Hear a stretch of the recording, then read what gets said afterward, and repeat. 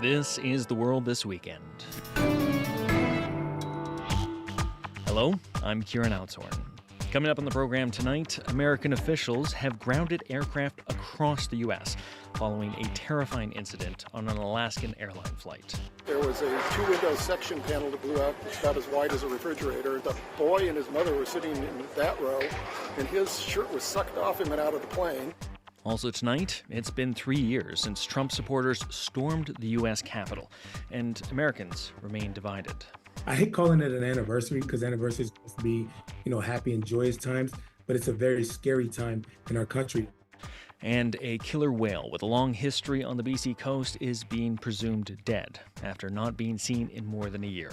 It's been sad, but everyone's just remembering her as the powerhouse she was.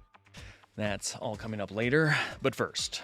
The Federal Aviation Authority in the U.S. has ordered that select Boeing 737 MAX 9 aircraft be grounded. The move comes after a terrifying incident on an Alaska Airlines flight. The plane was forced to make an emergency landing in California after part of the fuselage blew out shortly after takeoff. Passengers were exposed to wind, cold, and depressurization before the pilot made an emergency landing. Now, nobody was seriously hurt, but as freelance reporter Steve Futterman tells us, the investigation is just beginning to try to figure out what happened. It was 30 minutes of fear and terror. Just 6 minutes after takeoff from the Portland airport, suddenly passengers heard what sounded like an explosion. I look up and we just heard like a loud bang or like a boom. And I look up and the air masks are out, popped down. A panel of the fuselage next to one of the emergency rows had blown off. The section looks almost like a door. In fact, some airlines do install an emergency door in that location. Others put in what's called a plug. And I look to my left, and there's just this huge, gaping hole. Fortunately, no one was sitting in the emergency row. Immediately, the plane began to depressurize. Passengers were kept safe by having their seatbelts on, but some cell phones and other loose items were instantly sucked out of the plane. One mother sitting nearby had to hold on to her child, and another passenger had his shirt blown off. The pilot immediately declared an emergency. Yes, we are emergency. We are depressurized. We do need to return back. When the incident occurred, the plane was flying at nearly 5,000 meters. The pilot quickly brought it down to around 3,000 meters. It took nearly 30 minutes to get the plane back to Portland. Evan Smith says, considering the circumstances, passengers were relatively calm. Just kind of sit there. It's not anything I have any control over. And it's just wait and see what happens. When the plane finally touched down, passengers applauded.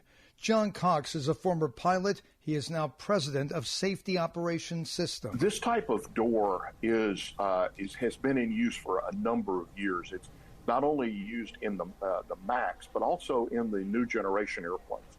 And there has not been, to my knowledge, any cases where in either the NGs or the MAX before today, a case where one of these doors has come open. So I think with that in mind, people are they're concerned and conducting the inspections, but right now there's not a reason to believe it's a fleet-wide problem. The Federal Aviation Administration grounded more than 170 of the 737 MAX planes that fly in the U.S. and ordered an inspection. Some planes have already undergone the inspection and are back in the air. The 737 MAX has been plagued with problems in the past. In 2019, the entire fleet was grounded for some time. Steve Futterman for CBC News, Los Angeles. On January 6, 2021, Americans watched in horror as a partisan mob trying to stop the certification of the presidential election stormed the U.S. Capitol. At least 5 people died in that riot, and many more were injured. 3 years on, as the 2024 election gets underway, voters are being told 2 differing stories about that day's events. Chris Reyes reports. I ask you to remember where you were 3 years ago today. January 6, 2021. Speaking at an event in South Carolina, Vice President Kamala Harris wasted no time marking the moment when thousands violently stormed the Capitol in an attempt to interrupt Congress from certifying Joe Biden's presidential victory. 5 people died in the chaos, more than 1,200 others arrested and charged, launching one of the biggest investigations in the history of the U.S. Justice Department. Earlier this week, Attorney General Merrick Garland said the work continues. As I said before, the Justice Department will hold all January 6 perpetrators at any level accountable under the law. On that day, January 6, Trump was on a podium urging his supporters to fight the 2020 election results. And if you don't fight like hell, you're not going to have a country anymore. Today, he's also at the podium at a campaign stop in Iowa, but no mention of January 6 at all. Trump instead quickly went on the attack, his direct target, President Joe Biden. You know, this guy goes around and says, I'm a threat to democracy. No, he's a threat because he's incompetent. He's a threat to democracy. Trump referring to Biden's speech in Pennsylvania on Friday that marked the January 6th anniversary 1 day early. Whether democracy is still America's sacred cause is the most urgent question of our time. And it's what the 2024 election is all about. Donald Trump's campaign is about him, not America, not you. The competing narratives from Biden and Trump looms large in this year's presidential race, where the two will likely face off as main rivals. Add to that, Trump remains embroiled in court cases in connection to what happened on that day and continued allegations of election interference. The Supreme Court is set to decide whether Colorado can disqualify Trump from the ballot because of the events of January 6. At his rally, Trump mocked Biden's accusations. Donald Trump is a dictator. Can you imagine? Donald Trump is a dictator. I'm a dictator. All I want to do is have a great country. Trump still hasn't conceded that he lost in 2020 and has made promises to consider pardons for some January 6 defendants. Echoing President Biden, Vice President Harris told her audience in South Carolina what's at stake at this year's presidential race. In this moment, we see extremists ban books and attempt to erase, overlook, and even rewrite the dark parts of America's history. Hanging in the balance now who the voters will listen to in November. Chris Reyes, CBC News, New York. So tomorrow is going to mark 3 months since the October 7th attack by Hamas on southern Israel, sparking the war between Israel and the Palestinian militant group. As Israeli forces continue their offensive in Gaza, fighting is also escalating along Israel's northern border with Lebanon. Today, the IDF and Hezbollah once again traded fire. As Caroline Bargut reports, diplomats are calling for calm before things escalate even further.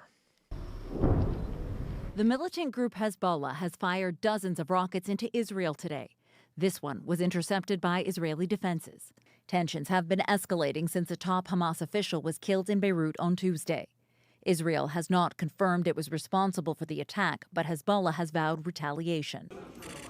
EU Foreign Policy Chief Joseph Borrell and Lebanon's Foreign Minister Abdullah Abu Habib met today as part of an international effort to bring calm to the region. It is imperative to avoid a regional escalation in the Middle East. Absolutely necessary to avoid Lebanon being dragged into a regional conflict. U.S. Secretary of State Antony Blinken met with Turkish leaders today and is now on his way to Jordan.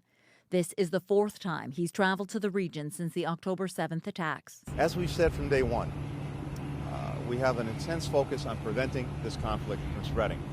And a big part of the conversations we'll be having over the coming days with all of our allies and partners is looking at the steps that they can take, using the influence and ties that they have to do just that, to make sure that this conflict doesn't spread. Meanwhile, the fighting continues in Gaza. Israel has been scaling back its assault in the north, where today an IDF spokesperson said it has dismantled Hamas's military framework in northern Gaza. Rear Admiral Daniel Hagari said around 8,000 militants had been killed and about 30,000 weapons seized. As the offensive in southern Gaza continues, most of the region's 2.2 million people have been displaced. Jan Egeland is the Secretary General for the Norwegian Refugee Council. He worries the bombardment will push Gazans into a forced and prolonged displacement without any guarantees of return. There will be an enforced transfer of populations and no guarantees of return, no safety where they where they are relocated, no accommodation, no nothing. That's an atrocity crime under international law. The Hamas-controlled health ministry says at least 122 Palestinians have been killed in the past 24 hours and nearly 23,000 since the war began. Israeli military officials say 170 soldiers have died. Caroline Bargood, CBC News, Toronto.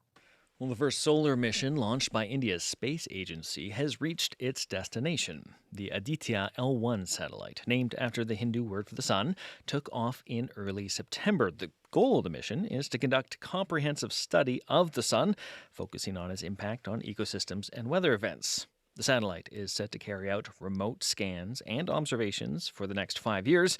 It comes after India became the first country to land a spacecraft on the moon's south pole back in August. Well, back here on Earth, winter is arriving a little late in some parts of Canada, but a series of storms is finally dumping snow in Ontario, Quebec, and Atlantic Canada. Drivers may not be looking forward to it, but for skiers, well, that's a different story. Peter Cowan has more on that. Pure joy. I'm like a kid again. Sean LaRue was thrilled to see 25 centimeters of fresh snow on the ground in St. John's. It's the first big snowfall of the season, so he brought his 2 kids out to Pippi Park to go cross-country skiing. It can be a long wait with that rain and the wind we had in December, but it's beautiful now. It's windy, but with the lodge here, it's you can come in, take a break. Winter has been late arriving across eastern Canada. In Labrador, Smoky Mountains Ski Hill wasn't open over Christmas. That's only the second time in its history that's happened. Today, the hill finally had 1 lift and a few runs open with just a little bit of snow. Toby Leon is the club's president. He says it's becoming more common. The last few years have certainly been, a struggle with the snow the early season. And we'll hope that the trend changes next year and we get dumped on in October. But right now we're dealing with this. The big hills are hurting as well. At Tremblant in Quebec, just half the runs are open. At Blue Mountain in Ontario, it's a third. Unfortunately, El Nino showed up this year and delivered a grinchy green Christmas. Daniel Scott is a professor at the University of Waterloo and studies the impact of climate change on the ski industry. He says the late arrival of winter is a preview of what hills could face. If global emissions aren't curtailed, he predicts it could get even worse. This is a preview of our future. It's what our tourism industry is going to have to adapt to, and it gives us a sense of what the next 25 years are going to look like. Man-made snow is what's keeping resorts like Horseshoe open at all. Today, less than half the runs are operating on the ski hill, which is about an hour and a half north of Toronto. But Jonathan Reed, Chief Operating Officer, is optimistic. Mother Nature's finally come through with some colder weather and a bit of natural snow. Over the holidays, warm weather kept people away from the hills. Sales of lift tickets were down, and it's been hard to make snow. It's really the fluctuating temperatures. We've had a lot of rain, and so it's number one. It's hard to get the snowmaking up and going when you have short windows of cold weather, and then people aren't really interested in skiing in the rain. As the snow starts to fall, Reed hopes the interest in skiing will rise. Back in St. John's, LaRue is enjoying the natural snow as long as he can. I hope the snow sticks around. It'd be nice. We know it doesn't usually, right? But if we can get 4, 5, 6 weeks of snow like last year, I think it'd be great. Peter Cowan, CBC News, St. John's. Heavy rains in England and Wales has caused major rivers to overflow, leading to widespread flooding. The UK government has issued more than 300 flood warnings across the country. Several rail lines have been forced to shut down, and around 1,000 homes have been damaged. Rachel Jones is a resident of Longford in Western England, one of the towns hit badly. It's scary, like the amount of times we've seen it come up the road and it not get that far, and you just put the barriers up just in case. But actually having it come in, I can't put it into words, it's upsetting. The storms in England are just the latest to sweep through Europe this week. In northern France, one region had to be evacuated due to heavy rain for the second time in just 2 months. In Sweden, Finland, and in Norway, they all saw major snowstorms, with some regions reaching overnight temperatures as low as -40.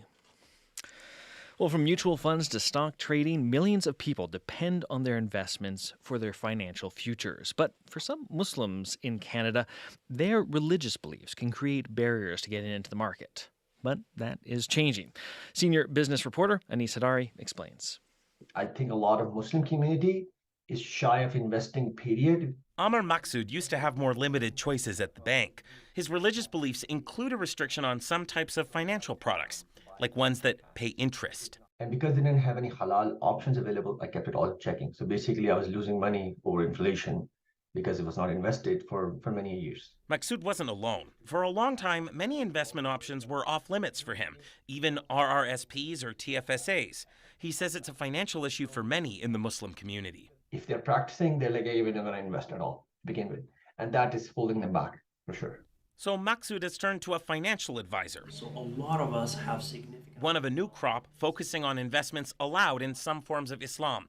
They're referred to as halal investments. To be brutally honest with you, a lot of Muslims do not have a handle on what they can and cannot do. Hash Asad is with IG Wealth Management in Calgary. So majority of the Muslims do walk into an average bank, they put their money into investments only to find out they're completely 100% not allowed or not halal. Asad selects investments for his clients. There's a lot they have to avoid. For example, businesses that make money from charging interest, they're religiously disqualified. So specifically bank stocks are not allowed. So the sectors that are not allowed to be invested into includes advertising, media, unfortunately, financials, including insurance companies, gambling, alcohol, pornography, weapons of mass destruction. Even businesses you might not think of are off the list. Take Loblaw stock. Its stores might sell halal meat, but the company is not a halal investment because its financial subsidiary makes money from interest. Visa and MasterCard, though, those companies are allowed because it's the banks that charge interest, not the credit card companies directly.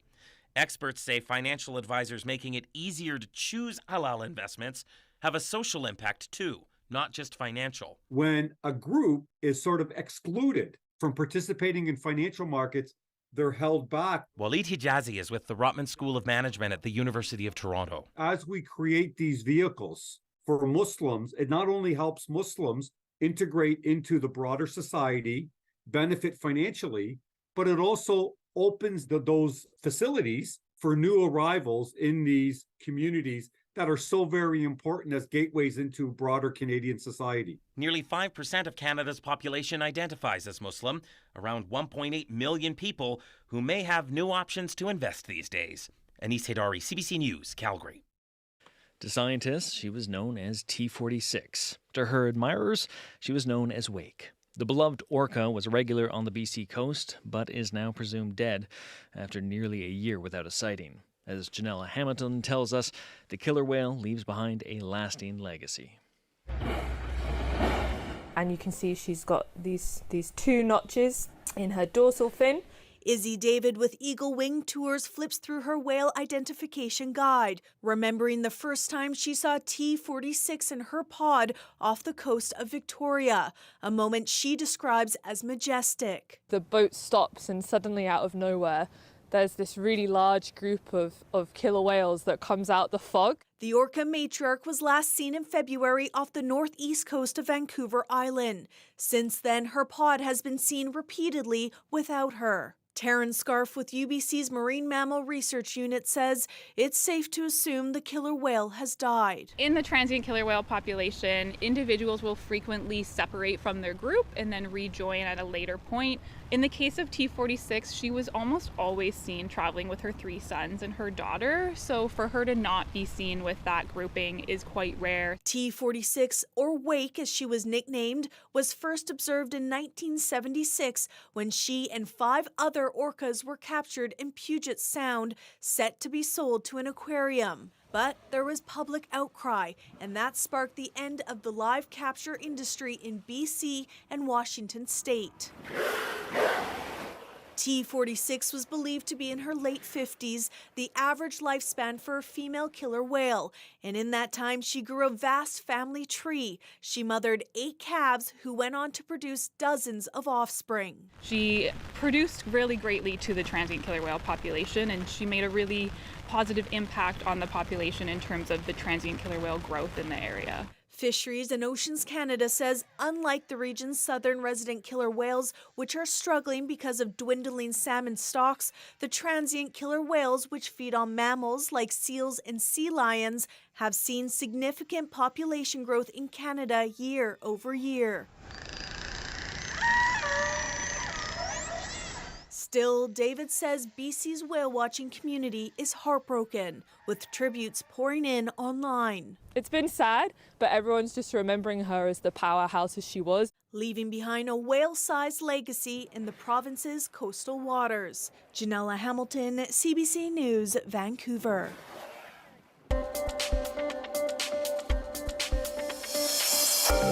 You're listening to The World This Weekend on CBC Radio. I'm Kieran Outshorn. You can listen to this program anytime on the CBC Listen app or on the CBC News YouTube channel.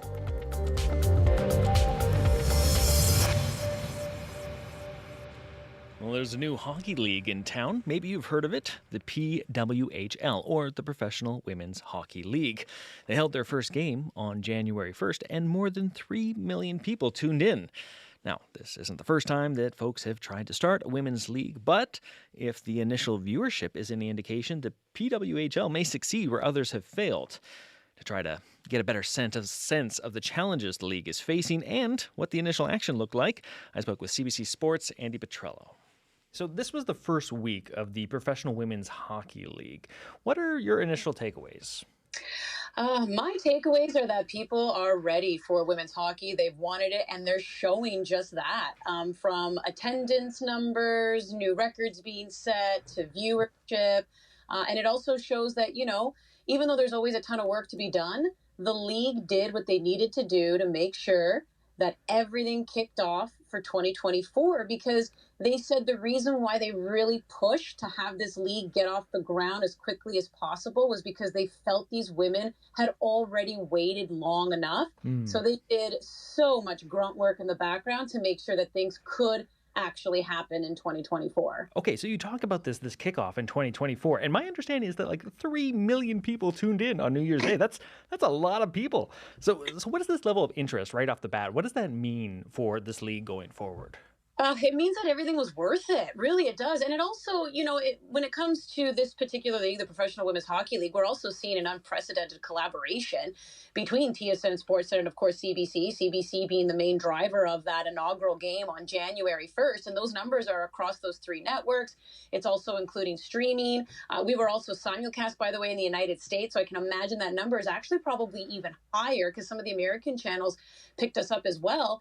And this is exactly, what these women have been fighting for and what this league has also been fighting for, because they say the audience is there, the demand is there. We just need to create this professional environment. And then more than anything, with this collaboration of all the networks, we need to make it visible and we need to make it accessible, because you can have the best women hockey players in the world, which we're seeing in the PWHL Olympic and world champions. But if they're playing on rinks where there are no cameras, sometimes it's one of those where if a tree falls in the wood, does anyone hear it? So it's like you really want, people to be able to watch these games. And the fact that the viewership numbers are there tells you that there has been a demand and they are feeding that demand. Right. Look, I really appreciate your perspective on this, because you've been covering hockey for a while now. In fact, if I understand this correctly, you were the first woman in studio for a hockey night in Canada. So I'm curious, what is sort of your personal take on covering and hosting, these first few games? It's just I just can't help but say it's about time. The women just deserve this kind of fanfare just as much. They deserve the fans in the seats. They deserve the fans watching on TV. They deserve fans going crazy for them. They deserve fans being disappointed when they lose. Like, they deserve all of that, because I love this sport. I've had the privilege of covering it from junior B hockey all the way to the NHL. And I know that the emotions it evokes, I know how it makes people feel. I know how special it makes people feel, especially when they get to meet their favorite players or they get their favorite player's jersey as a gift. Like, I know how they feel, and that's always been given to them through the men's game. But at the end of the day, it's given to them because they love the game. And if they can develop those same relationships with hockey players who just happen to be women, like, I think that type of passion and those types of emotions that are evoked through cheering on NHL teams, I most certainly believe they can be felt through the PWHL as well, because these are women who are warriors. They have equally as incredible stories, great stories of perseverance. They too are so inspirational. They do wonderful things for their communities. it's all what we know hockey players to do. Again, they just happen to be women, but I think it's to me, I just keep thinking to myself, it's about time. Amazing. Okay, Andy, thanks so much for joining us. Thanks for having me. CBC Sports, Andy Petrello here in Toronto. When it comes to Canadians succeeding at professional sports, we often focus on hockey. But here's the thing. The last week has been a real barn burner for Canadians who play other sports. Oh man, I'm back home, baby. I'm back home. That is Toronto-born NBA star RJ Barrett after his first game playing for the Toronto Raptors. He was traded to the Raps on December 30th. And not saying nothing, but they have won 2 of the last 3 games since he joined. But Barrett's homecoming isn't the only exciting story of Canadian sporting success. Honestly, I don't think I even know what to expect. I've never experienced something like this in my life. That is 24-year-old soccer phenom Tajon Buchanan. Originally from Brampton, Buchanan just got transferred to Inter Milan. A transfer is a little bit like a trade, only it's between leagues. And here's the exciting part. Inter Milan is the top-rated team in the Italian league known as Serie A. And Buchanan is the first Canadian to play in Serie A, something he touched on in his first interview for the team, where he was seated in front of a literal pile of trophies. It's about, trying to take in as much as possible at first, learn from everyone, the coaching staff, the players that are obviously on the team. And yeah, to be the first Canadian, that's a big achievement and extremely excited, and I'm very proud, yeah.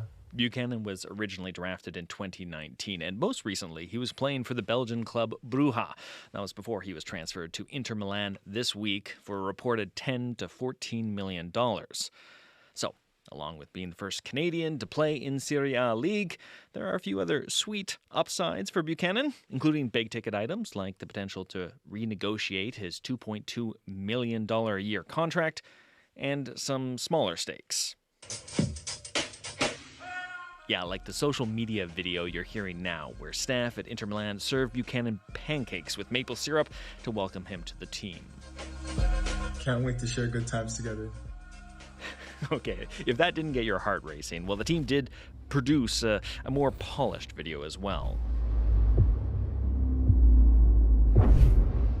With sweeping shots of a snowy forest in the depths of Canada, leading to a scientific lab where Buchanan is seen being genetically modified to, quote, serve the squad, his eyes blinking open like a cat before... Target acquired. I am ready. Okay, so maybe he's not the best actor here, but when it comes to his footy talents, Buchanan really is in rarefied air.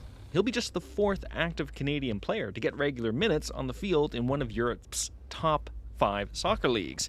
And as soccer journalist John Molinaro explains, Buchanan's deal represents a success for the larger Canadian soccer scene. 10 years ago, this would have been really, inconceivable because Canadian players were completely off the radar of top European clubs. But, that's changed. European clubs are finally waking up to the fact that, Canada does have talent and, they want to sort of tap into that talent pool. And, it's a great shot in the arm for Canadian soccer development because it shows that, we are producing talent in this country. Whatever way you slice it, it has been a good week for Canadian athletes, with lots of inspiration for the next generation.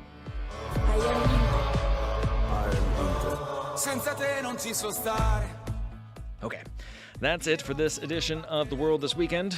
I'm Kieran Outshorn, and we're going to leave you with a song tonight that Tajon Buchanan is going to be getting to know pretty well. It's the official team anthem for Inter Milan, I'm Inter by Max Pizzali. Talk to you tomorrow. Inter Milano, il nostro orgoglio, il tuo nome, la tua storia, suona dentro la memoria, siamo noi, solo